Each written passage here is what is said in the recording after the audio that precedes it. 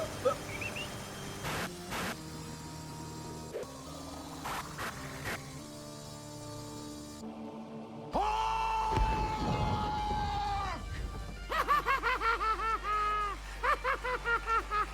are in fucking Hollywood, man. Hello, welcome to the 404 Films podcast. I'm Carl, and today I have... Darragh. Who the fuck is Darragh? Clay. Bill Clay. Bill Clay. Today we're talking about Die Hard. Let's just settle that question right now. It's a Christmas movie. It is. It's not up for debate, like... Yeah, John McTiernan came out the other day and said it wasn't made as a Christmas movie, but the way things came about, it ended up just being a Christmas movie. Everyone thinks of it as one, and if you're saying it's not, And we're meant to believe John McTiernan. yeah, convicted liar, Yeah. John McTiernan. John McTiernan was arrested for a legal wiretap for his remake of Rollerball in, 2001, 2002 or something? I don't think he went to jail until much later than that. Oh, yeah. But yeah, Going to jail over that film, I just feel bad for you, you know?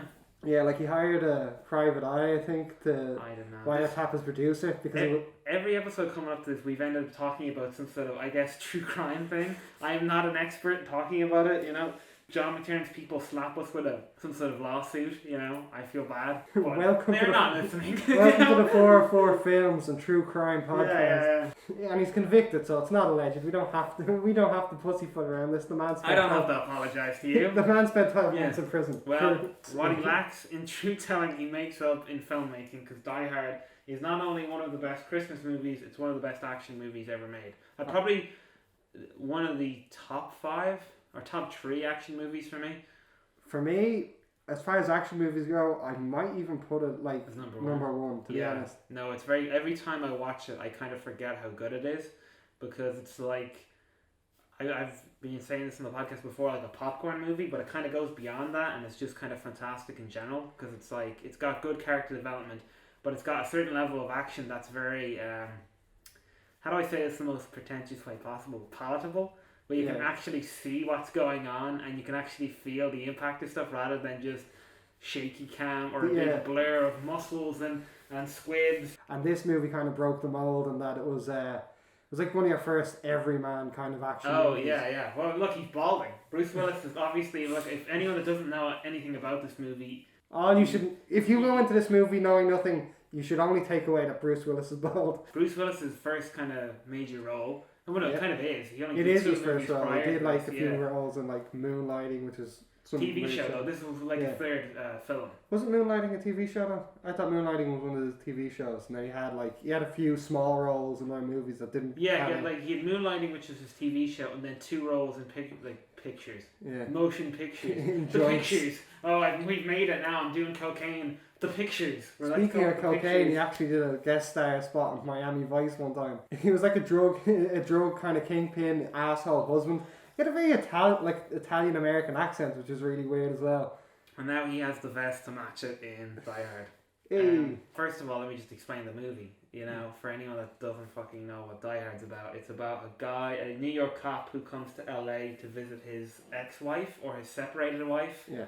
To apologise to her when he's accidentally invited to a Christmas party. What are they? Are they accountants or something? I don't. It looked like, from what I imagine, I'd imagine it's something to do with architecture, because he has all, like Mr. Takagi has all the. He must be some sort of developer or something, you know, where he's got he's planning. All I can think of is Gremlins 2. The guy who wants to make the new town in Gremlins 2 when he's got the model. It's probably a load of things. It has to be some kind of massive it's a Japanese company, so it has to be some massive multinational conglomerate, because they have a safe that they have a vault with fucking antiques and armor and fucking bearer bonds, millions of dollars in negotiable bearer bonds. Statue with the nipples. That's pretty much what rings out in my mind. Boing, flicks it. Yeah. No, but when he's there, it gets taken over by international terrorists that turn out to be robbers, and he has to take them down one by one. And if you haven't seen it, I feel stupid actually explaining it. It feels really redundant, but it is like one of those everyday kind of... It's one of those things you look at now where there was such hoopla over Bruce Willis getting cast, where he's not an action star, because before that it was all steroids and Yeah, it was ammo packs Schwarzenegger, and, you know, Stallone. Stallone. But then again, not that much steroids, because I think you had Seagal. Did you? Did Seagal come before this? I don't know, but like, That's him running. if you want to talk about bad hairline, man, that he was a lot worse. No, but it was all that kind of like roided out sort of action, you know. This was like a change of pace, and I feel like they like continued to take that on board, and it's come about like in the last 10 years more so than ever, when like Chris Pratt and stuff got like and got for like. That's the thing. It was like they were taking them on board, yet they were all getting in shape. Bruce Willis isn't necessarily roided out. He's in shape, but he's not like roided out. But like every action star now I see is ripped. They're like, ripped. Look at Paul Rudd for Ant-Man. What I think they're doing is they're taking known actors that people know and see as like the goofy, lovable person, and putting them in the body of someone who's actually probably capable of doing that kind of stuff, so that the audience sees them as like, oh, this is some goofy guy, this could have been me. I'm fat like Chris Pratt was, maybe I can be a hunk. See, that's the thing. I find that it's kind of fucked up though, because when you listen to John McTiernan talk about it, he's like, when he's talking about casting Bruce Willis, is against the whole toxic masculinity. And I was like, Jesus, I did not expect to hear that coming from him, the guy who made Predator. You mean convicted liar, John McTiernan? No, but like, he's talking about it, and when he brought that up, I was like, yeah, that's a good point. And I like how they're casting a lot of people, like you said, Chris Pratt and Paul Rudd, a lot of TV people. And it's like, Paul Rudd, yeah, you know, I'm thinking of Friends, but like Chris Pratt for sure. But it's like, they're all getting ripped. Like even Paul Rudd, it's like for Ant-Man, he didn't need to get ripped for that, but he did anyway. And it's a bit like, I mean, is that like a requirement where it's like, you'll get this role if you get jacked? I mean, fair play, it's nice to be healthy, but at the same time, it's like, not everyone needs to be like that. Like even Robert Downey Jr. was in pretty good shape for those Iron Man movies. I'm like, man's in a suit of armor. He doesn't need to be ripped underneath that. I want to go back to something you were saying about how it was a terrorist movie where it's like a ruse and they're robbers. John McTiernan initially turned down the movie a couple times from the original scriptwriter. Got a lot of this information from a series on Netflix, by the way, called Movies That Made Us. That's about as far as my research went on it. And general knowledge, but just side note, probably wouldn't watch that. Probably wouldn't watch that show if you don't like stuff made for people. If you have epilepsy. He turned it down because he didn't want to do a terrorist movie, but I think along the lines it turned into just a kind of a heist movie in quotation marks. It's not. I don't know if I call it. Is it? Would you call it a heist movie? No, because I feel like a heist movie. I suppose they'd be the villain. Yeah. I wouldn't call it a bank robbery movie either. No, it's not a bank robbery at all. Or a robbery movie, but I wouldn't call it a heist movie or a terrorist movie like he pinned it as. I would call it an action movie, and that's a broad term. But I wouldn't be like hung up on the fact that it's like, this is a terrorist movie. I mean, from the original script though, it's like, it's based off the book Nothing Lasts Forever, which is a sequel, like a whole bunch of books, and the first one was with they made an adaptation of it called The Detective with Frank Sinatra. It was the first line of these books, and then Nothing Lasts Forever was the sequel book that they had him make. The author, I can't remember the author's name. Jeb Stewart was his name. There you go.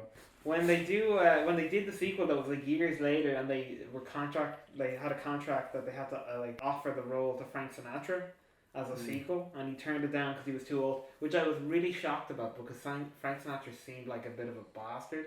So I feel like he would have been, I can still fucking do it. I can jump from an elevator, like that's fine, you know. Yeah, I feel like I feel like he'd be a bit of an asshole in the sense that you want the glory, but I feel like he's smart enough to know this is gonna be shitty for me to do. Yeah.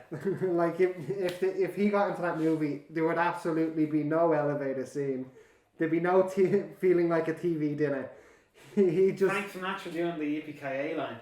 He probably wouldn't even say that, because if it was Frank Sinatra, I don't feel like there'd be all this sneaking around talking over the talking over the walkie-talkie. It just feels like I feel like Frank Sinatra or any it would have been a completely different movie. You know what I mean? I would have liked if they kept it, but they just kept the script the exact same. Yeah.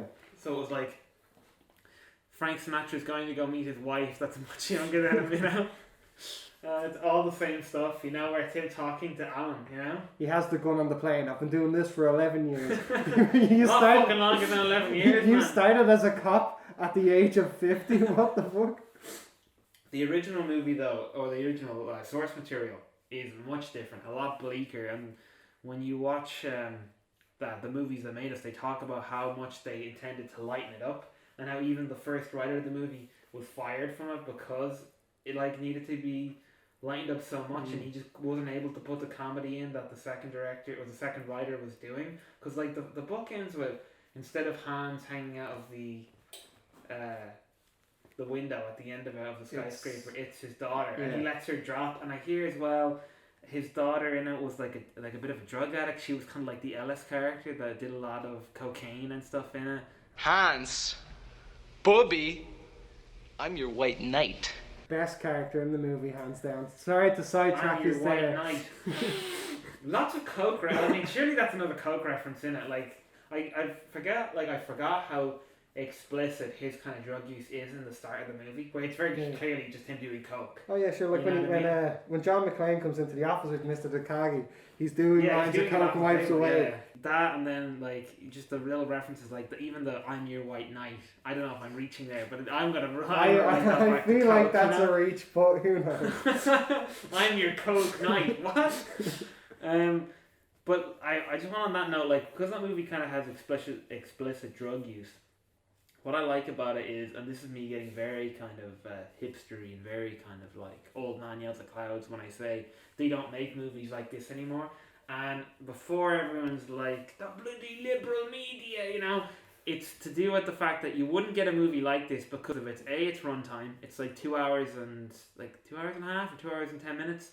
It's got like loads of swearing, loads of like real impactful violence that's not CGI, and then drug use. I don't think you get all these movies kind of in a film that they want to sell as widely as that, you know, or it would be as successful as that. Like you have John Wick that has swearing and stuff, but the violence is very different. It's not a very. It's over the top. They're not very fun movies either. They're entertaining, but I wouldn't be laughing at them, like, you know. You see, I would argue that there are a lot of movies that are 2.5 hour long movies that are out now, and that there are a lot of violence. No. 2.5 hour movies that would match it in regards to the humour and everything to sell it on this kind of point, because I feel like no, it has to be 90 minutes and we'll have to have this many explosions, and then even just its practical effects and everything. Now that's kind of a separate argument, but like the use of like squibs and miniatures and everything, just you wouldn't see it. Like look at the Fast and Furious movies, I never really could get into them, but that's just CGI. Well, they're a bad example. They're particularly bad. They're just like they're going into that knowing that they're making a ridiculous movie that's not going to make much sense.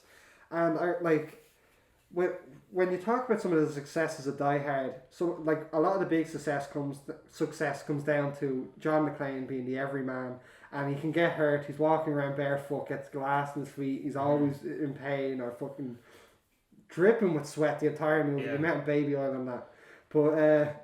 Like if you look at Fast and Furious, they're like indestructible. Vin Diesel jumps off a car on the highway, catches someone in a fucking tackle, jumping off a car, going flying the other way. Sword fights with wrenches, you know, that kind of shit. And this is exactly why I hated Die Hard 5. Never saw it. I saw it once in the cinema and I was like, oh my god, this is absolute garbage. There's one point where they jump out of a very tall building. And do you know in construction sites where they have those tubing shit that goes down for trying waste? Him and his son, Jai Courtney, who's not really got a fair shake in Hollywood. No, but that's I like Jai Courtney. I thought he was the best part of Suicide Squad. I liked him in Spartacus? Jack Reacher. Oh yeah, he's good. Yeah, he's really good in that, yeah. They jump out of a very tall building down one of those chutes and they get it, like nothing happens to them, they're fine. And I'm like, that's just them dropping down like with a tube around them, not like sliding down. Water, it's not a slide, they just jumped off a building. And it was fine. I never saw that movie, and it was because of like multiple reasons. One of the reasons was it was a nitpick, but it was like somebody told me that there's a scene where there's like radiation, like hoover it up or something. I'm not sure how true that is. Not is there radiation. They're in Chernobyl. Oh, really? I'm pretty sure I they're don't, the I don't age like here that now. already, though. I don't want to see, like, John McClane. Look, Abroad. I'm really kind of... I'm not into the whole Russian thing where it's like, we're fighting evil Russians, even though it's a franchise made of, like, we're fighting international terrorists. But I really didn't want to see it become just, like, evil Russians, you know? It's evil Russians at it again. I also didn't like the whole... His son's like a badass now. Badass in quotation marks, so he's a bit of a comedy character as well. And he's like, oh my god, my dad's like this or whatever. But movies, like, I don't think that every movie, like if there's a supporting character or they want to do a sequel, the next character doesn't have to be a badass in it.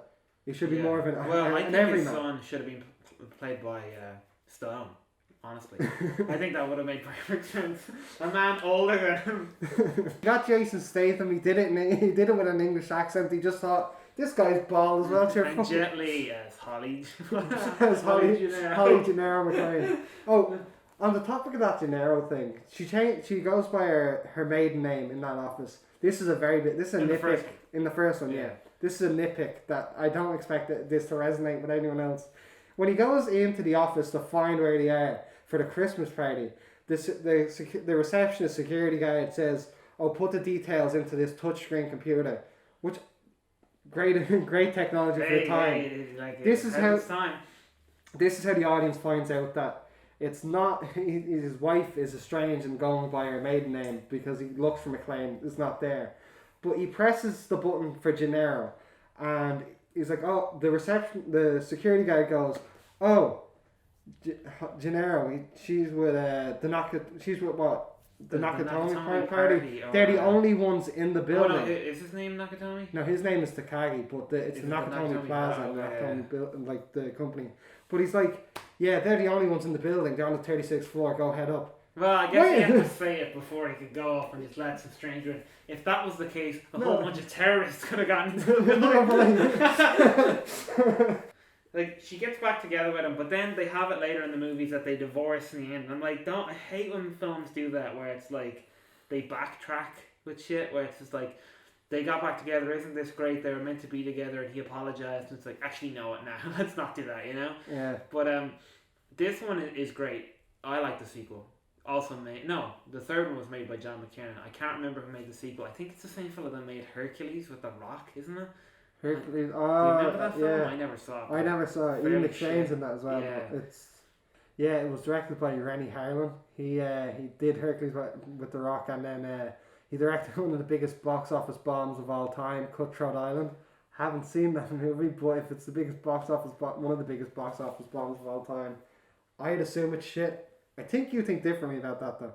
Wow, Darragh, it's almost like you have to prepare that line. Yeah, I heard that movie's pretty good. It's one of my dad's favourites. I've never bothered to watch it. It does look like very Pirates of the Caribbean. Not the film, very much like swashbuckler, kind of whitewashed, kind of like pirate, even more so Errol than... Flynn kind of deal. Yeah, even more so than the like Pirates movies, the Pirates of the Caribbean films, because they're a bit gritty in their own right, you know what I mean? Yeah, I would like Johnny Depp looks like he smells in those movies. Oh yeah, it's just I don't like feel a like lot I of see him. violence in them and stuff like that, you know? And he also had something to do with Cliffhanger as well. I like Cliffhanger. Yeah. Not all of it though. I always thought Michael Rooker was better in that movie than Stallone. He's like the sidekick, and then John Lithgow as well has a great movie, like a bad guy line where it's like Shut up, cunt. No, that's another line. Great John Lithgow line from Dexter. Yeah, it's Kill a few people, they call you a murderer. Kill a million, and you're a conqueror. Go figure. It's very like, I'm trying to be Hans Gruber right now, you know? But that's one of the things they talk about in this documentary as well on Netflix, is like how many things tried to like imitate it.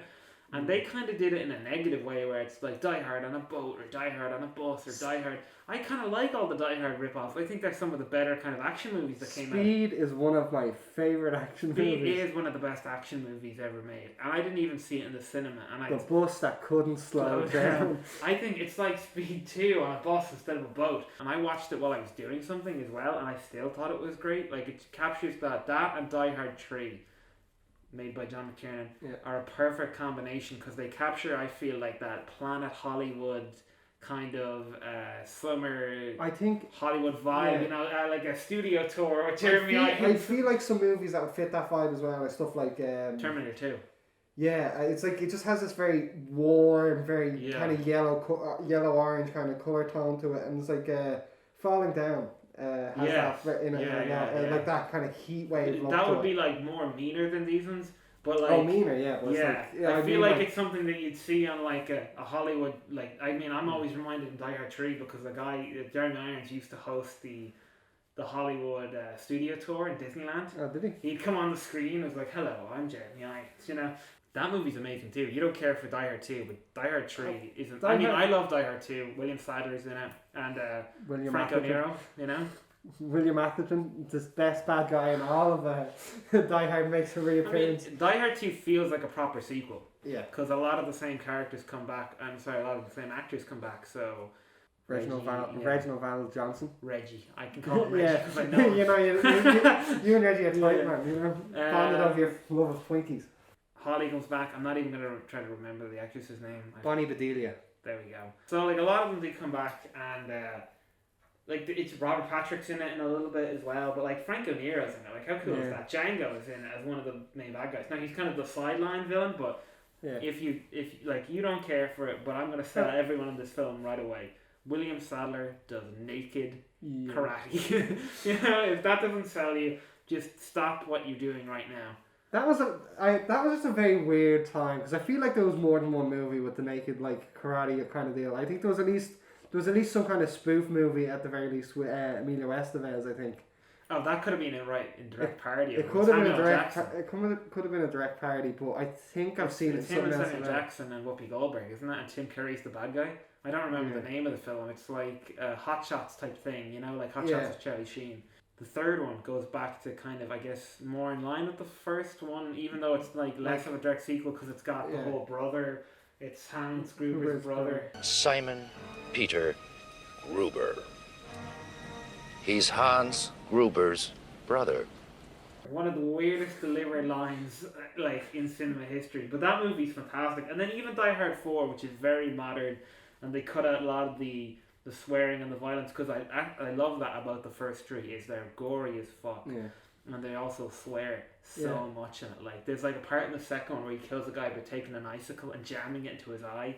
But then, like, to go on to the fourth one, I think that one's like really good. I actually enjoy it as well. Like, I like Justin Long, Timothy Olyphant. Like I think it's just so it was kind of the beginning of John McClane turning into Indestructible Man, and if they had stopped it there, it would have been fine, because he does get the shit kicked out of him. That even though he does very ridiculous things in it, there is still this level of just like him being very old and beaten up about it, rather than him jumping down a tube.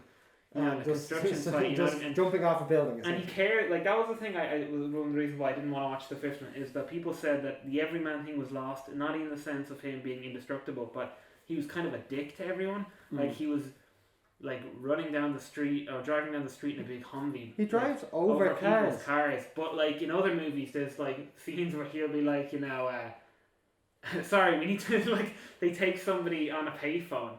And in the third one, and it's like, sorry, police business, man. While Samuel Jackson is like, bitch, get off the phone, you know. He's very like polite and very stone-faced. In fairness, though, I don't know if it's Sam Jackson or if it's Bruce Willis driving, but there is a point where they just take a cab and drive it straight through Central Park, full speed through the grass, and people are like diving out of the way of the car. It's like, you clearly don't have a lot of you know. Care for the pedestrian. The movie was kind of when the original scriptwriter was fired from the film, they brought in a guy to do revisions on the script, and he was working like maybe a couple of days ahead of shooting on this film. Yeah, like the movie was very much, I think, a product of like the Hollywood machine, and if this movie was shit, it would have been very like, okay, I understand why it's bad, because he was working on a deadline where he was giving them pages as they shot, and they were making it up as they go along. And you see that so much with movies that have like today, like where they'd have like 2 writers, or like if a movie has more than like 3 writers, it's probably going to be shit, you know what I mean? So it very well, like like it should have been bad. I feel like it should have been a bad film. Oh yeah, but not like, there's no way that movie, like in this day and age, gets made and comes out one of the best action movies of all time.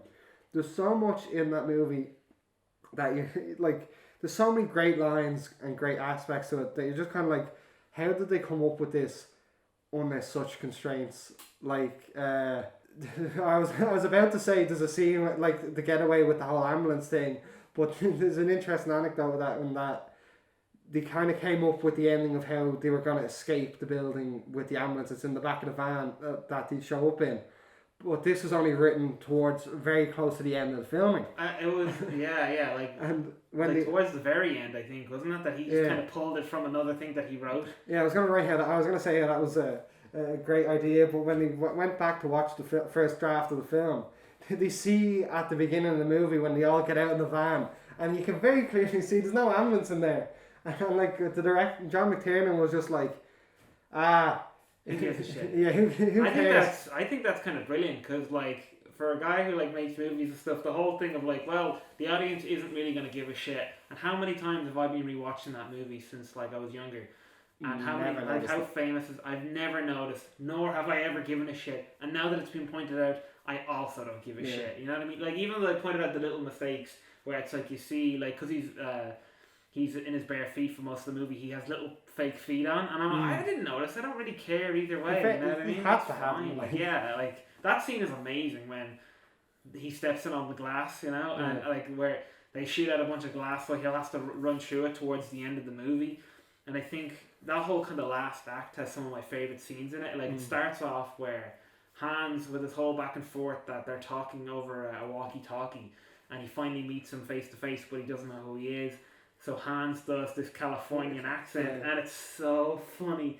Oh God, no! You're one of them, aren't you? And then that leads to the whole them shooting out the glass. But then there's a scene where he's picking the glass over his feet, and he's talking to Reginald Val Johnson. Yeah, who's the police officer on the outside, who has some of the best. Look, there's so many good lines in this movie. It's hard to pick, but like, he has some of the best lines. Oh, he does.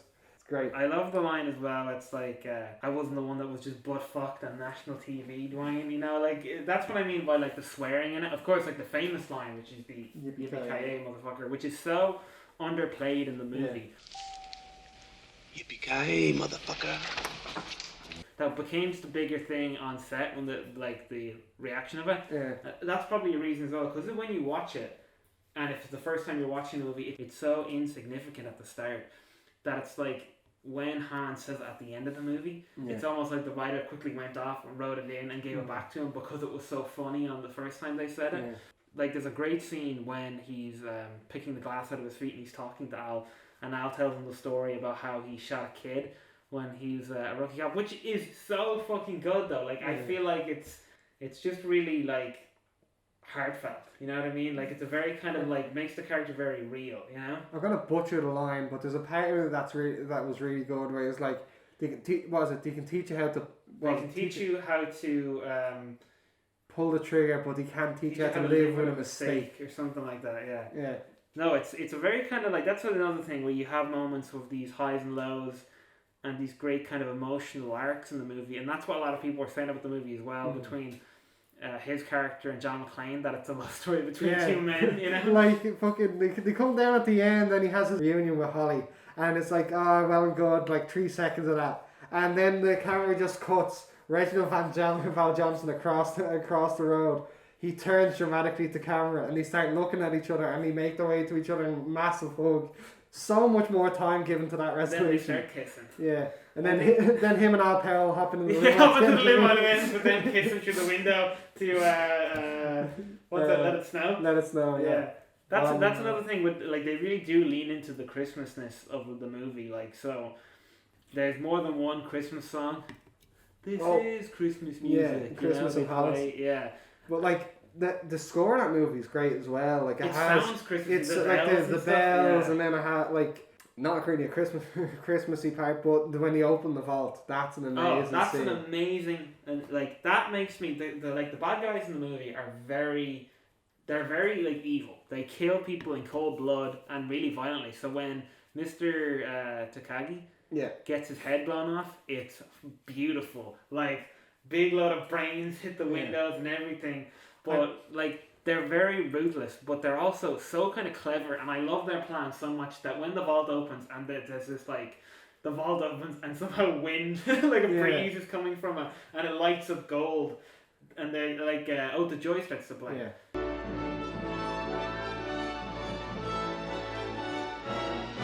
Merry Christmas. That to me is like, God, I kind of want them to win. It reminds me, I've always compared it to the scene in the Muppets Treasure Island when the pirates find all the gold, you know? It's just like, well, fuck it, like they found it, just let them win, you know? Then the bad guys in it, just Alan Rickman though. Like, I love Alan Rickman in everything. Amazing in this. I just think he's fucking great in everything. Like. I think this was one of his first big roles as well. Like, yeah, it was just his Broadway, first really. screen role, yeah. I don't know if I think he's done I think he did a few television shows in England and stuff like that, but I don't think it was anything first big. kind of maybe American. It's his first like kind of thing. Yeah, like he has such great lines. Like, I'm afraid Mr. Takagi won't be joining us for the rest of his life. Yeah, no, he's just like he's such a great bad guy, and he's one of those things that's like if I feel like it's in. I said this with slasher movies and stuff before, where it's like if the characters are shit in a slasher movie and they die, who really gives a shit? I would think the same amount of importance goes into the bad guy. So I'd even watch an action movie if the bad guy was better than the main character, even though John McClane is amazing. But like if he was a shitty character, I'd still be like, oh, Hans is cool. Like Hans is bad. Like that's cool, man. But he is such like I remember watching promos before Die Hard 5 came out, and it was really nice to see. Bruce Willis, this was prior to Alan Rickman dying, and Bruce Willis talking about like the movie's success is very much to do with Alan Rickman being an amazing bad guy and it taking off that much. And I was like, that's really cool of him to say, and I feel that's kind of true as well, because they had such a great villain to play off such a great protagonist, and that back and forth between them is really like entertaining. So even when there's shit that's not really happening, just them talking is great. You know what I mean? Like, so the bit when Al is telling him about he shot this kid, it's funny, Hans is listening in the entire time, you know? That's the thing. I don't feel like Hans doesn't really have any interaction with the police at all. It's kind of like I imagine like he's like, tell my wife I'm sorry for everything I did, and like just Hans Gruber probably just sitting there like, oh, for fuck, like this is great. Yeah, like that movie really hit the nail on the fucking head with the villains in like the entirety, because you don't like not even just the terrorists / robbers. They had William Atherton and they had I don't consider him a villain. I consider him an antagonist. All the Brooklyn Nine-Nine people, I just consider him an asshole and a funny subplot. I more so mean antagonist. And he's a kind of an antagonist. This man has no dick. The police chief as well. He's fucking amazing. One of the best parts in that movie. What's that actor's name again? He was in Trading Places anyway. Yeah. But yeah, he's so good in that. But he's so funny, man. Bastards are probably pissing in their pants right now. Mayor's gonna have my ass. It's just like there's so much comedy in it. Like oh my god, the FBI are here, and he's there fixing his hair in the window, like the mirror and stuff. You know, just the whole like I guess like ensemble of villains are great. So I don't know the actor's name, but he also plays one of the villains in Lethal Weapon. There's a weird connection to Lethal Weapon. I know Richard Donner made that. I don't know if it was the same. Joel Silverman probably produced them both. Yeah. But Joel Silver? It's Joel Silver. The FBI agents that show up at the end of this movie, I think, also show up in Lethal Weapon, maybe. I haven't seen Lethal Weapon. I'm not really into them. But I know that like in the sequel to Die Hard, she, the old woman on the plane with Holly has a magazine that has Lethal Weapon on the cover. But the same guy in Die Hard, one of the terrorists, the Asian terrorist in it, he's the guy who eats the Hershey bar. He's also, I believe, the terrorist that tortures Mel Gibson in Lethal Weapon, I think. Ali Young? Yeah, it is. I just looked it up He plays Attila the Hun in Bill and Ted. Yeah, Bill and Ted's Excellent Adventure. That whole like group of people is great. Like your man who plays Carl in it, who's the ballet dancer, he's fantastic. And they kind of kept that like little trope going, where it's the guy who gets into more physical fights with him. So like in the third one, there's the big tall guy who fights John McClane, and he fights him with the chain. In the first movie, he chokes Carl out with the chain. The big Jeffrey Dahmer looking guy with the glasses, and Carl's brother. Yeah, he makes the Christmas jumper out of it. I did like the hacker fella as well. I felt like he was very good for really like charisma on the villain's end with like the whole. It was nice to see one of them that doesn't have a big accent. You know what I mean? That he had that kind of Americanism, and he made a lot of like I guess like popular Yeah. culture. It's nice that it's nice that two of the characters on the villains team didn't have a German accent. Yeah. Of course, I mean the hacker and then Alan Rickman, I don't think his German accent was very good at I all. like his accent. I Like- think it's an issue. Somebody pointed it out when we were watching it recently, and I don't see an issue with it. No, but like if I'm being honest, man, I love this movie, but I was quite old when I realised, oh shit, he should be speaking with a German accent. Really, I always thought he had a German accent. Now I don't know if I can say the same for Jeremy Irons though. I haven't watched that movie in a while, but because his accent changes a lot in that movie, like he's faking it. Does he have a speech impediment in that movie? Like, he does. He really? has a Does he stutter. actually have one though? Or is it just made up for the story? Like does Oh, he it's made actually up for the have role. It's like a psychological thing where like if he's getting stressed out. No, not made up for the character. Like, but Oh, is he playing is it? he playing it? Yeah. Or is he faking it? Because I thought he was faking it to throw them off even more. But then I know at one part he says like to the New York Police Department, and he stutters on his P. Like, but Could be. I'm actually not sure. It doesn't seem to come into play at the end of the movie, as far as I know. I know like he in said the- it during that speech in front of all his henchmen, but I don't know if he's doing that as a piss take, you know. Yeah. So I don't know. I'm willing to forgive Jeremy Irons' accent and that, considering that he's playing. Alan Hans Rickman, Gruber's well, the brother. whole family of the Grubers just don't know what country Yeah, they they're grew from. up. They you grew know? up in England. On the topic of the whole him being supposed to be German, there's a scene where Carl and Hans are shooting at John McClane in the office, and they Alan Rickman knows he's in his bare feet, so he's like, shoot the windows. He says "Schlieb den Fenster" or something like that, which is German for shoot the glass, speaking to his German friend, and then he doesn't understand them. So he decides to repeat himself in English. Yeah, and then shoot that glass. I get it. Ah. I get it. Yeah. Why didn't you say? Yeah, your German accent's a bit dodgy, man. I'm not sure what you're saying. I just love the gore in that though. Like it's visceral, much when he pulls the. Yeah, I was gonna say. I mean, it should have been a lot worse though. He pulls like one big chunk of glass out. His feet would have been shredded.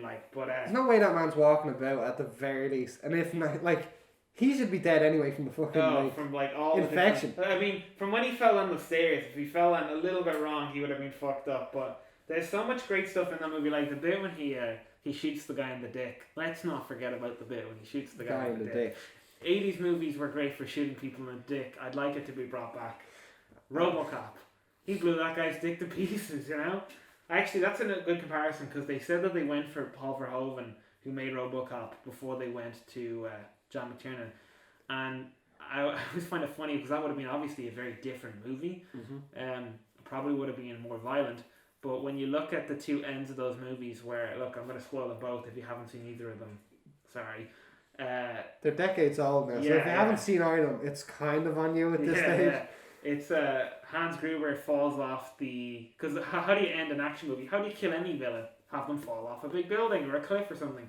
So he falls off the Nakatomi Tower, and it looks amazing because they did it for real. They shot Alan Rickman falling on a harness on a blue screen, and they did it in a way where they dropped him on one rather than 1, 2, 3 go. I'm not even sure if they dropped him on a harness. I think Oh, they it just was dropped just him a onto big, a bag. what do you call it? Like crash mat. Yeah. It's not. I think a crash mat is more like. Isn't it like the one that's filled with air? No, I think that actually is. I was getting mixed up with just the pads for some reason. Yeah, like a crash mat. I was just thinking a crash mat. It's just like an inch thick of fucking foam. He gets dropped 40 feet. That's why it looks so real. But then they don't show any kind of shit like in that documentary on Netflix. They kept showing the shitty like ragdoll getting dropped with the feet go mad, but that you never see that in the film. It's him falling. And then like the close up of him falling, and then a stuntman actually doing it for real, and it's amazing. But in RoboCop, at the end of RoboCop, the main villain gets shot out the window and falls out of a big building. Except they cut to this stop motion puppet. But it's so. Have you seen this before? I can't remember it, man. It's been a while since I've seen RoboCop. It's so bad. Like the stop motion puppet is like the arms are so like disproportionate to the rest of the body, so the arms reach like past the knees. So he's this weird looking morph claymation thing falling out of the building. Did you put the legs with the arms? It looks ridiculous. He looks like Jack Skellington. Like that kind of... Oh, that kind of spindly, man. Yeah. But they should have just, like, the ragdoll thing I never understood in movies either, where it's like, would you have not put some sort of, like, frame in it, where, like, so the legs at least move like a skeleton would, you know what I mean? Not, like, bend up, you know, at a ridiculous angle. Yeah, like, it just doesn't make sense that their arms are just flailing about. Like, they could have just put something in to restrict the movement of it. Yeah. So, like, even, like, have it so that, like, maybe even the just like, the joints, you know what I mean? Yeah. Just like some sort of thing, you know? Something to restrict, like, you yeah. know, the biceps and, like, the... so the leg doesn't wrap around the neck on the way Yeah. down. Yeah. Like, so when the movie was made, like, obviously for us, Bruce Willis was always, you know, obviously famous because I was born in the late 90s. But it's weird to think that he had this kind of struggle, that people didn't have the confidence in him. Where, like, because he was the comedy guy and he was the TV guy, they promoted the movie because they loved it so much in screenings, where Bruce Willis was all over the promotional material, which is really funny when later on, when I look at the different promotional material, where everyone that saw the trailer either laughed at it or booed at it, so the studio got panicked and took Bruce Willis off the posters. And then when the movie was released and it became just the tower, you know, the Fox Tower that they filmed it in. Then when the movie came out and it was like a success, they put Bruce Willis back in it behind the tower. And I find that really funny. It's such a shitty thing to do, and it kind of shows you how Hollywood's about the money. Well, yeah, and just how kind of fickle it is, and how you can just fuck up a movie, because it's like if they had from the get go just advertised it as this like this is a building, it would have looked like the Towering Inferno or something, and it might not have done it well, you know. But it's funny because I remember both posters on different kind of DVDs and stuff. The one where it's just Bruce Willis holding the gun, and then the building one with him behind it, you know. But both posters are kind of shit, you know. You see, like, from what I've heard, the bit, like, the production company didn't have a lot of faith in the movie and didn't really expect much of it. But I've also, like, they must have had a massive, like, a big enough budget, because, like, Bruce Willis got paid like $5 million. $5 million, yeah. And went from, like, a nobody to one of the highest paid actors in Hollywood at the time. Yeah. And they have scenes where they have fucking helicopters flying through LA, and there's actual helicopters flying through LA 2 around hours the to shoot it, Fox yeah, Tower.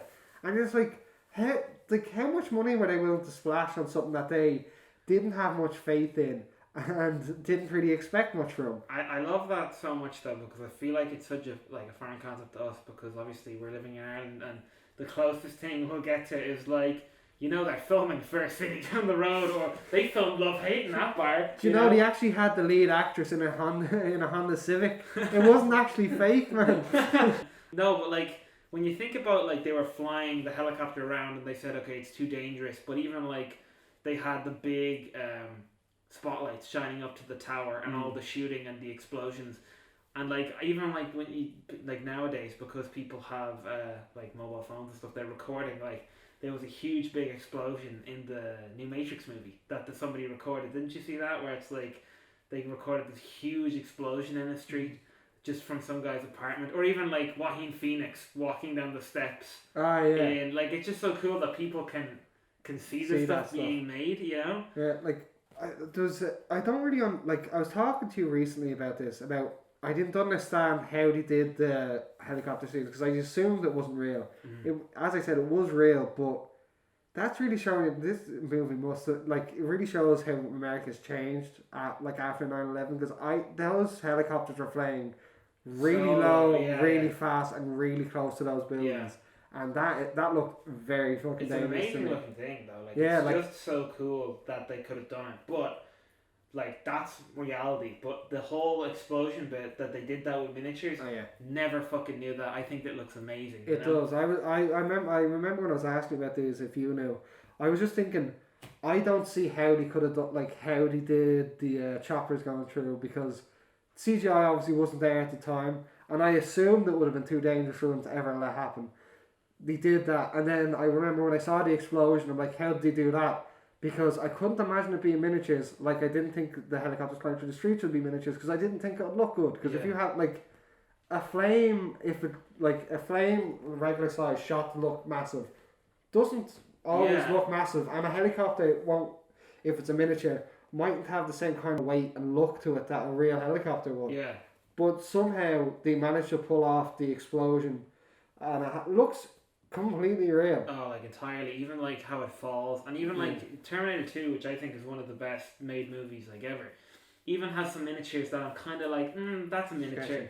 But like I found out recently, a lot more things had miniatures. Like modern movies, like The Dark Knight used some to like great effect because I didn't know that they even did it. You know, but I just think that's another thing to throw like a middle finger up to like movies like Fast and Furious and stuff, where it's like, well, if you can do it with a miniature, why not? Even like as much as I love the Marvel movies and stuff, when you can kind of do it practically, even though they have to be pumped out because it's like, well, we've got 6 of the movies coming out this year, it's kind of like, wouldn't it be cool to do a bit more kind of practical More and kind of practical, like a bit like get weight of the whole situation. Like I know one of your biggest critiques of like the John Wick franchise is the fact that they use digital blood, not squibs. Yeah. Like I would think that like Die Hard works because most of the shots are in the body, and it's like it's a regular man shooting a gun at someone. It's gonna hit him anywhere, really. Yeah. And I feel like with movies with John Wick, where It's gone through, you can't really have everyone like he shoots a lot of people in the head. It would be like not even. I mean, in the head thing, because like you could see in that documentary where the guy actually gets shot in the head at the end of the movie, how they do the effect. And I wouldn't even say it's like the headshots. It's like just the idea of having to do take after take of redoing it. But I do think it takes me out of it. I like John Wick, but I don't like how the movies look. And I think the CGI got worse as it went on, especially the third one, where they're doing like what's her name? Angelica Houston. When Angelica Houston it gets stabbed through the hands, and it's obviously nothing is there. It's just okay, Angela, please put up your hands. And yeah, we've got the shot. It's just fuck that, you know. Like she gets just put do like some sort of makeup or something, you know. Like it also like the act. I don't think the acting helps in that either because she gets stabbed through her hands, but when the sword goes through, her hands don't really move. She just can't like the sword That's goes the thing. clean I through. guess she doesn't know how to react. You know what I mean? Just And I in think fairness, that goes for a lot of people. It's kind of hard to like like, oh, I'm in so much pain. Like it's the same thing watching the Marvel movies where it's just like, here's a tennis ball coming at you. It's like talk to Thanos. He's killed everyone. It's just like, it's a tennis ball. You know what I mean? I mean, they're pretty good for getting actors on set though, but I just think when you can get the kind of spectacle back into a movie, then you'll kind of get the weight of it. Like even for like a miniature, you know, you'll still look at it and go, fuck, that's like, real, you know? Because it's a very real movie with the everyman. I do feel like you're not asked to suspend much disbelief for all the action in it, and you kind of look at it, and if you're not really asking for much like suspension, I find it's gonna ingratiate the audience here, I guess. Yeah. So even the parts that are more fantastical, they'll start to kind of like accept more towards the end. Like with the miniature, with everything else that happens in the movie, you kind of nothing's blowing your mind. It like in terms of, oh my god, this can't be real. This has to be fake. So it kind of towards the end when it pays off in the big building explosion, you're kind of like, oh, I believe that for like 100%. I'm never kind of like, that's fake. Yeah, you fuck know? this. Like, I'm gone. You Like know, even the fourth one, as it went into that territory of like newer effects, it still, I feel like, had weight to it. Like when he knocks the helicopter out of the sky with the hydrant, which I think is hilarious. I did think that was a great one, but I don't like when it comes to the fourth one. I feel like the worst part was the jet. Oh, the jet at the end was absolutely terrible. I actually completely forgot about that scene. I liked all the other parts though. Like he drives the car up the other cars to knock out the other helicopter. Not a helicopter. Helicopter action. Die Hard, Christmas movie, one of the best action movies. It's one of those things where I would watch it like any time of the year, but it's become in more recent years I will watch it at Christmas. But it is one of those like all-purpose kind of movies where I can watch it at Christmas and it's a Christmas film. I can watch it in summer and not feel weird about it. Like it's not like sticking on Home Alone. Yeah, like I wouldn't throw on Elf. I wouldn't throw on Elf at any other time of year. I remember Netflix added Elf to like. People do that all the time, and I find it really weird when they just kind of, Home Alone's one of my favorite movies. I'm gonna watch it during the summer. It's a bit like you must have some sort of delusion. Like Netflix, I think Netflix added like Elf to its like library. around January of last year, just after Christmas. So like, Why the fuck? Yeah. who watches Elf or any I other watched Christmas that on film? Halloween, man. Yeah, sure. Look, welcome to the party, pal. That should have been said at the beginning. Well, why would it say now? All right. You can follow 404 on Instagram at 404 Films. You can follow me on Instagram at @CarlCal_director. You can follow Darragh at Nowhere. you No, I have none to promote. Watch can films. follow Darragh's Twitch. Don't have a Twitch. You can follow Darragh's art on Etsy. Don't have it. Follow me on LinkedIn. Sure. Please follow me on LinkedIn, please. Please, I'm fucking desperate for work. This is going into the vault. Yeah, it's the one for